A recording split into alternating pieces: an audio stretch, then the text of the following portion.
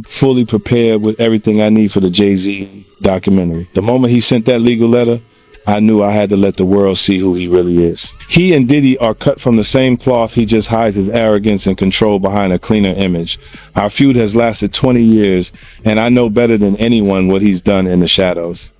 I even suspect that so-called funeral bouquet wasn't Diddy's idea at all, but JayZ acting on his behalf.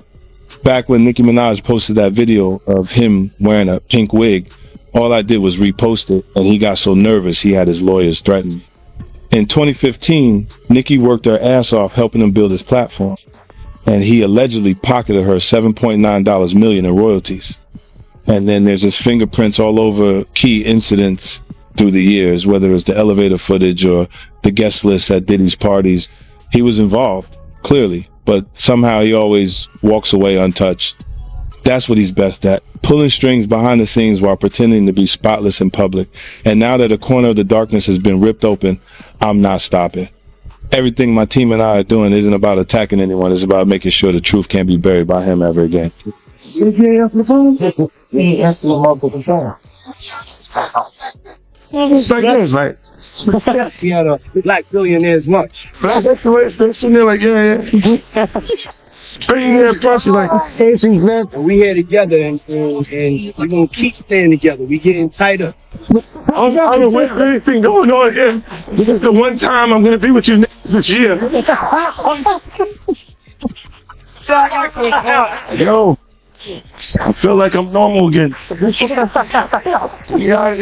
JayZ is reportedly facing growing pressure after claims surfaced online suggesting private exchanges involving him and Diddy, sparking widespread reaction and renewed scrutiny. The situation has pulled JayZ back into a difficult spotlight, reviving long-standing speculation about his association with Diddy and prompting old rumors to resurface as the alleged messages circulate across social media. As public perception shifts quickly, the mounting discussion is creating increasing pressure that could challenge his reputation, influence, and long-established legacy. Carter, you didn't bet it, or what's the one preamble?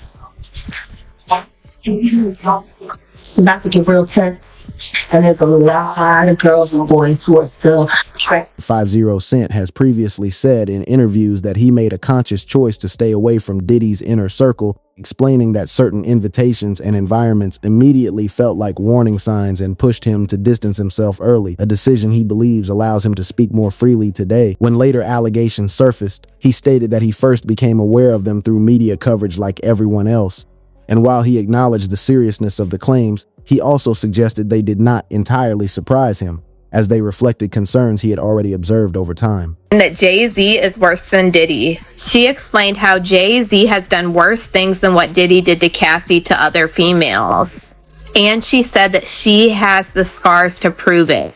She alleged that at one time JayZ attacked her and got it on film like Diddy did. And she alleged that this is why JayZ is totally pulling away from Diddy and you don't see him around. And it's been alleged for quite a while that JayZ is pulling away from Diddy because he doesn't want himself caught in the crossfire. I mean, you even have 50 Cent at this point talking about how JayZ is in hiding while this whole Diddy thing blows over. And you even have these accusations of JayZ being responsible for what happened to Cassie White. So I'm going to go ahead and roll you guys this clip of everything that Jag had to say about JayZ being worse than Diddy, and you guys let me know what you guys think about all this in the comments. Sean Carter is just as bad as the dead one. I know that's all.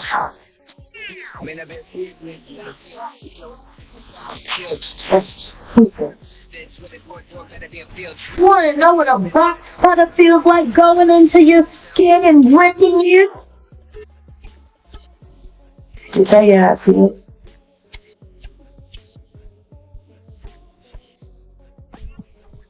Y'all ain't seen shit yet. That Cassie chick, that's nothing.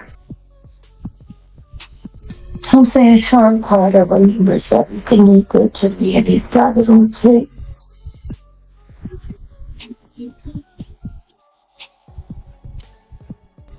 What fight Kobe?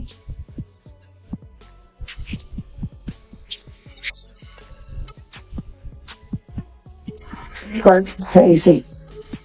be the one and they give them a year. As the investigation expanded in scope, public attention increasingly turned toward JayZ, with critics raising questions about his silence as ongoing developments involving Diddy continued to intensify. His reserved approach further fueled suspicion, with some suggesting his team may have picked up early indicators of his name being drawn into civil conversations and responded quickly to control the narrative, while others cautioned that even without any formal accusations, reputational damage was already taking shape as social media amplified unverified claims and accelerated speculation, turning uncertainty into fast-moving consequences that spread widely and became increasingly difficult to contain. What JayZ's accuser is saying, that even though she dropped the lawsuit, she still stands by what she says, and she only dropped it because of harassment and the fact that she's terrified of JayZ. She says that JayZ is allegedly bullying her into saying that her accusations were false. In fact, in new legal documents, she is claiming that she was recently approached outside of her home and cornered by two people who told her they were investigators working for one of JayZ's lawyers. She claims they tried to get her to sign an affidavit stating that her art claims against JayZ were false, but she refused. Jane Doe also claims the alleged investigators asked her if her attorney, Tony Busby, sought her out as a client and offered her money to pursue false claims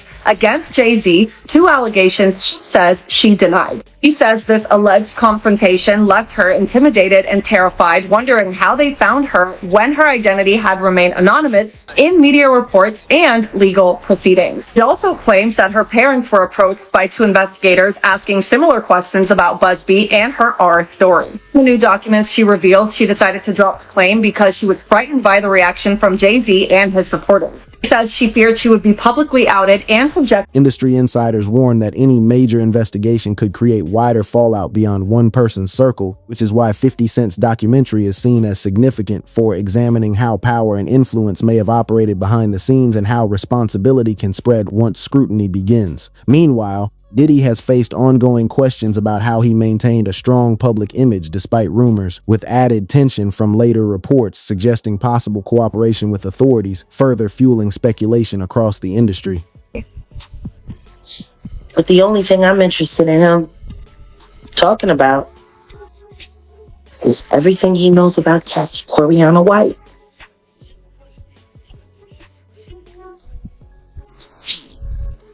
I know. You know it. Diddy?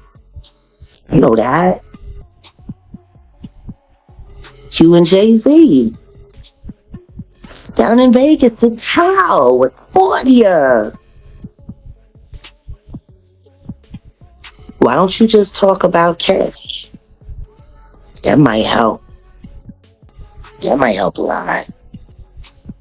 Kathy Coriana White. JayZ's pregnant mistress, who died 24 hours after she announced she was going public with their relationship and the baby.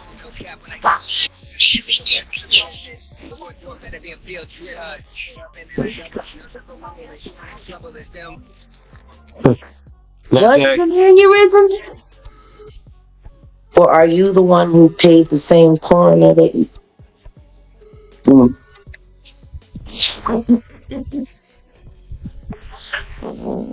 Now that the documentary has officially been released, it is seen as something actively shaping ongoing developments rather than just revisiting the past, as each new detail increases scrutiny on those who have remained silent and places JayZ more directly under public focus. The attention is intensified by his long-standing history with Diddy, making claims of distance more difficult for critics to accept.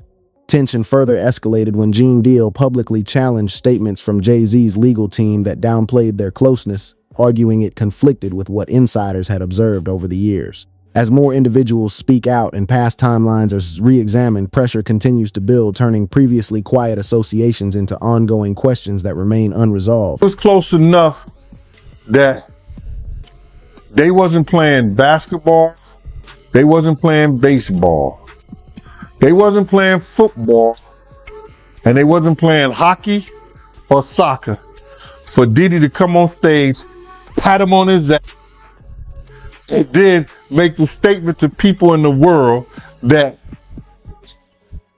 can't nobody call me Sean but JayZ. Now I don't know what kind of statement And I can't say, I wish I could say half a homo, but I know I can't say it. But I don't know what kind of half a homo that is. And you trying to say that you're not close to somebody. You coming on stage, patting them on their ass, and then you making a broad statement to the public. Can't nobody call me Sean but Sean Carter. And I heard JayZ said the same thing about them. But they were so close that they had matching white girls together. Because when they used to see each other, they used to say, yo, how your skinny white girl doing? He'd be like, yo, how your skinny white girl doing? So, I guess that's a certain type of closeness. I ain't know anything about that. I ain't know about, Jay touching his, I gotta go see the video. I ain't hear about this. Come on, man. Everybody's seen that. 50 even pointed it out. Excuse me. When they was in ATL on stage. Remember when 50 bum rushed the stage with them? Yeah, I think I recall that. When Puff came on stage, first thing he did was pat JayZ on that. But I forgot. That's your favorite rapper. In the pockets 1A, 1B. But what's your issue with Jay, man? I didn't know you had an issue with him. Because they on a whole nother atmosphere. You know what I'm saying? A lot of shit that he did, you got to understand, like, now he'll say that they're kids because he's raising kids of his own. You understand? But how would you like it that Blue Ivory, 15, 16 years old, 17, 18 years old, dating a nigga in his early 30s? You're not going to go for that. No matter what she came through in Hollywood. But you got to understand, guys who was around there, we didn't know JayZ them ages. We didn't know these cats' age. You know what I'm saying? They wasn't having no beards and nothing like that. They was wearing low cuts. You understand? Clean face. I would have never believed when Jay was coming around the block, scooping up the young girls and stuff like that he was 30 years old. If they 17, 18, 16 years old, and they 22, you thinking they 22, 23, something like that, 24 years old? They mom and them need to check them. They daddy and them need to check them. But that's not that far off. But for somebody to be 30 years old in their 30s, and they dealing with kids 16 years old, 17, 18 years, now that's a problem. That's an issue. And now he see that because he's raising kids. And he got a young daughter. I think he got another daughter that he didn't claim, and now he claiming them. These cats was doing a whole lot of stuff that people in the industry won't speak on. And then now that you're speaking on it and it's becoming where is that you can get on YouTube and you could talk about this and say what you seen or say what you heard, you understand, or what you know. Some people look at it being a problem. But these cats... From Gene's point of view, the ease and familiarity between JayZ and Diddy seemed to reveal more than any spoken explanation, especially during a performance in Atlanta where Diddy brought JayZ on stage and their natural chemistry stood out clearly to the audience, a moment that was later reshared after 50 Cent drew attention to it, keeping it circulating online. When asked whether he held any personal bias toward JayZ, Gene dismissed the idea, saying it wasn't about loyalty or resentment, but rather recalling a past disagreement that once carried real tension before JayZ appeared to move past it, a behavior Gene described as typical among high-level figures who navigate conflict, create friction, and then continue forward seemingly unaffected, operating in a world largely detached from ordinary consequences. To see him in that, getting looked at in that way by white people, like Jay does, yeah, and I hope that shit didn't happen, but I'm like, damn, the world will, like, people on a certain level have been with him a certain way where he couldn't do no wrong for like 25 years straight.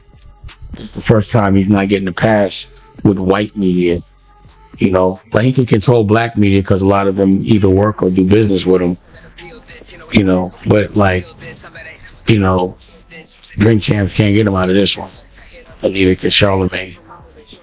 So You know, those are the guys that hold him down no matter what he does anyway. So you got to get the People magazine and Entertainment Tonight right now. They on his head. But the question is why? Like, why now?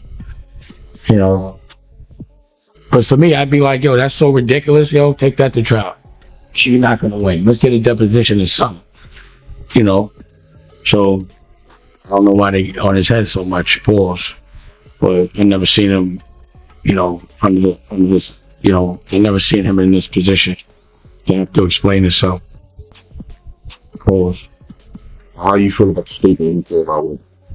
I mean, I didn't hear him say anything. I heard a piece of, you know, like I said, for me, I like, you see, I'm doing an interview, so I talk.